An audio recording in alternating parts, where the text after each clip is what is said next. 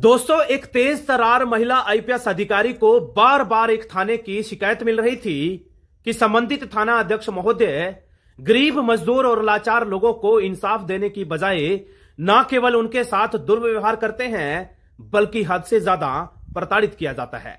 दोस्तों, मिली शिकायत पर वही तेज तर्रार महिला आईपीएस अधिकारी संबंधित थाने में भिखारन बनकर पहुंच चुकी थी, जिसके हाथों में कटोरा था, जिसने अपने तन पर फटे हुए कपड़े पहने हुए थे।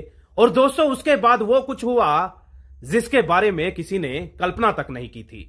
दोस्तों, क्या है पूरा मामला, क्या है पूरी घटना कहानी, जानने के लिए इस वीडियो को बिना स्किप करे अंत तक जरूर देखिएगा। और दोस्तों, उससे पहले आप लोगों से हाथ जोड़कर अपील कि हमारे इस YouTube चैनल पर पहली दफा विजिट किया है तो सब्सक्राइब कर लें, और यदि हमारी YouTube फैमिली का पुराना हिस्सा है तो और लोगों तक भी इस वीडियो घटना को जरूर साझा करें। शहर की अंबेडकर कॉलोनी की रहने वाली प्रीति पालीवाल। दरअसल दोस्तों, शुरुआती दिनों से ही प्रीति पढ़ने लिखने में खूब ज्यादा होशियार थी। मां बाप ने भी कड़ी मेहनत करके प्रीति को अच्छी खासी पढ़ाई करवाई थी। दोस्तों, प्रीति ने आखिरकार यूपीएससी क्रैक कर लिया और बन गई आईपीएस अधिकारी। दोस्तों, प्रीति पालीवाल को बतौर आईपीएस अधिकारी पहली पोस्टिंग मिलती है पटना शहर में। दोस्तों, पटना की जब वो आईपीएस अधिकारी बनी तो चार्ज लेते समय खूब ऐसी बातें सुनने को मिली जिनके बारे में कभी प्रीति पालीवाल ने अंदाजा नहीं लगाया था। दोस्तों, तब तक पुलिस की जो छवि थी आम जनता के बीच में कुछ ज्यादा अच्छी नहीं थी। पुलिस को लेकर लोगों के दिल दिमाग में बस यही धारणा थी कि पुलिस गरीब मजदूर लोगों के साथ न केवल जोर जाती करती है बल्कि हद से ज्यादा अत्याचार किया जाता है।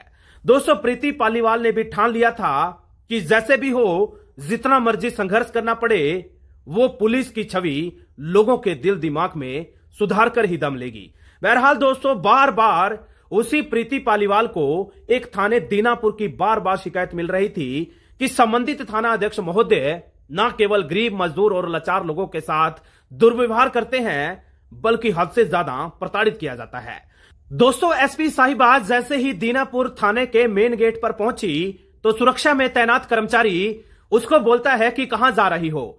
मैडम साहिबा कहती है कि मुझे दरअसल शिकायत लिखवानी है। वो सुरक्षा में तैनात कर्मचारी उसके ऊपर भद्दे भद्दे कमेंट करने लगा। और दोस्तों, जैसे ही वो भिखारन अंदर पहुंची तो मेन टेबल पर बैठे हैं मुंशी साहब। मुंशी साहब उसको बोलते हैं कि तुम कौन हो, तुम्हें अंदर आने की इजाजत भला किसने दी है। दोस्तों, देखते ही देखते ऐसे ऐसे सवाल दाग दिए गए जिन सवालों के जवाब उस भिखारन के पास शायद नहीं थे। वो भिखारन कहती है कि साहब जी, मैं गरीब हूं, लाचार हूं, मुझे दरअसल शिकायत लिखवानी है।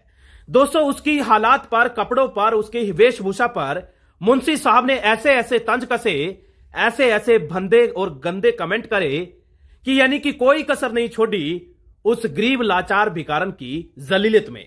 दोस्तों, देखते ही देखते जो भी कोई कर्मचारी सामने आ रहा था उस भिखारन को देखते ही भले बुरे कमेंट कर रहा था। दोस्तों, चंद मिनटों में एसएचओ साहब की एंट्री होती है और एसएचओ साहब की एंट्री होते ही छोटे बड़े कर्मचारी हरकत में आ गए, सीना तान कर एसएचओ साहब को सैल्यूट करते हैं।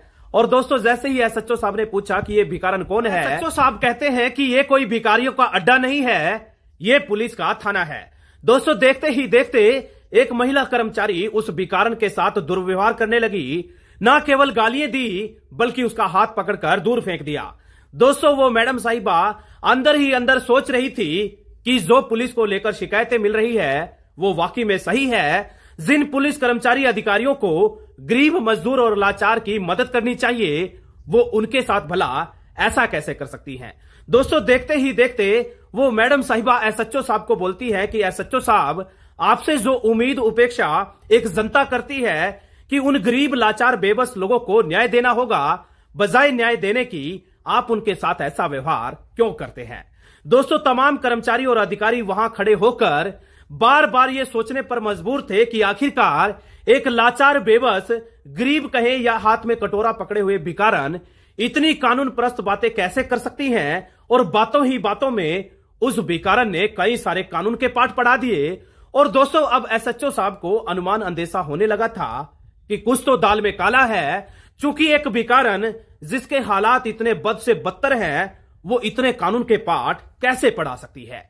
दोस्तों, कहीं ना कहीं एसएचओ साहब को भी लगने लगा था कि ये कुछ ना कुछ उनको जाल में फंसाने की साजिश है। और देखते ही देखते उसी दरमियान उसी एरिया के डीएसपी साहब रमाकांत की एंट्री हो जाती है।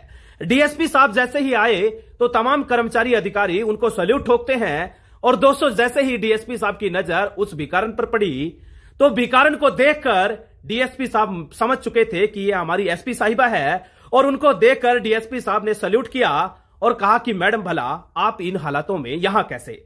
जैसे ही डीएसपी साहब ने सैल्यूट ठोका तो तमाम कर्मचारी और अधिकारी सख्ते में पड़ गए। एसएचओ साहब और तमाम कर्मचारियों ने भी सीना ठोककर एसपी साहब का अभिनंदन किया, उनका स्वागत किया। और दोस्तों, इतने देर में एसपी साहिबा का वो रौद्र रूप देखने को मिला जिसकी कभी किसी ने उपेक्षा नहीं की थी।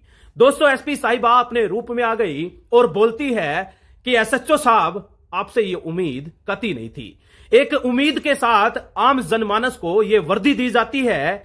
आप अपने तन पर ये वर्दी पहनते समय तमाम तरीके की वो प्रार्थना करते हैं, तमाम तरीके की वो नियम कायदे कानूनों को मानते हैं जिसके मुताबिक गरीब मजदूर और लाचार को न्याय देना होता है। लेकिन बजाय न्याय देने के आप उनके साथ प्रताड़ना करते हैं, इतना गंदा और भद्दा दुर्व्यवहार करते हैं। दोस्तों, बहरहाल पूरी घटना कहानी में एसपी साहिबा ने इतना कड़ा एक्शन लिया जिसकी किसी ने भी उम्मीद नहीं की थी। एसपी साहिबा तुरंत प्रभाव से पूरे थाने के एक एक कर्मचारी और अधिकारी को न केवल सस्पेंड करती है बल्कि सख्त लहजे में हिदायत देती है कि आज के बाद कोई भी ऐसी घटना कहानी सामने आई तो इससे भी बड़ा सख्त एक्शन लिया जाएगा। दोस्तों, ये मामला, ये घटना कहानी सोशल मीडिया के माध्यम से न केवल आस पड़ोस बल्कि दूर दराज के इलाकों में भी खूब ज्यादा सुर्खियां बटोर रही थी। और देश प्रदेश के कोने कोने में यह बात कही जा रही है, लोगों की यह प्रतिक्रिया सामने आई है कि इस तरीके की मैडम साहिबा यदि हर जिले में हो तो पुलिस की छवि जरूर बदल सकती है। दोस्तों, इस घटना कहानी से आप लोगों को क्या सीख मिली जरूर बताइएगा। लेकिन जाते जाते रोजमर्रा की तरह आप लोगों से फिर अपील करूंगा कि सतर्क रहिएगा, जागरूक रहिएगा। सतर्क और जागरूक रहने में ही आपका बचाव है, सतर्क और अलर्ट रहने में ही आप लोगों की भलाई है। कहीं ऐसा ना हो कोई इंसान रूपी मखोटा पहनकर बहरूपिया आपके इर्द गिर्द किसी बड़ी घटना कहानी को अंजाम दे दे, आपको कानो कान खबर भी ना हो और आप भी किसी घटना कहानी का हिस्सा बन जाए। दोस्तों, मुझे दीजिएगा इजाजत, फिर हाजिर होऊंगा इसी तरीके के क्राइम एपिसोड के साथ। तब तक अपना ध्यान रखिएगा, बहुत सारा अपना ख्याल रखिएगा।